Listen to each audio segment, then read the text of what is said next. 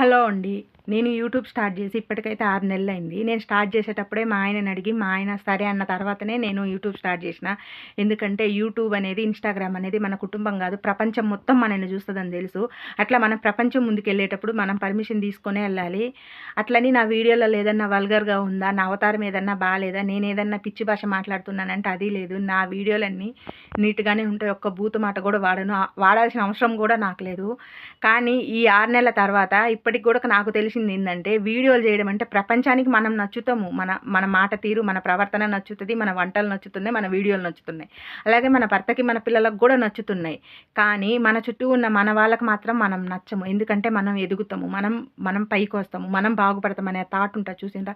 మనం ఆపదలో ఉంటే వచ్చి నవ్వుకుంటారు, పిచ్చి సలహాలు ఇస్తారు గానీ, మనం బాగుపడుతున్నామంటే మాత్రం ఖచ్చితంగా వెనక్కి లాగడానికి ట్రై చేస్తారు. ఇది మాత్రం నేను అనుభవం మీద చెప్తున్నా. అందుకే మీరెన్ని చెప్పినా నేనైతే వీడియోలు ఆపను. ఓకేనా? బాయ్. సబ్స్క్రైబ్.